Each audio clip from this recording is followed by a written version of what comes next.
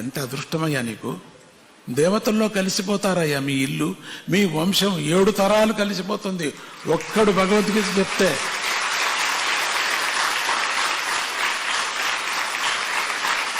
ఒక ఇంట్లో ఒక పిల్ల కానీ ఒక పెద్ద కానీ ఒక భగవద్గీత నేర్చుకున్నారంటే 7 తరాలు వైకుంఠానికి వెళ్ళిపోతారయ్యా. అట్లా ఉండే దీని ఫలితము.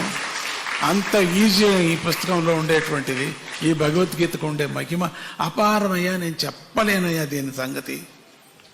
ఇప్పటికైనా తెలుసుకో, విను, కష్టపడి నువ్వు కూడా చదువు, రీడింగ్ లిస్ట్లో చేరుకో.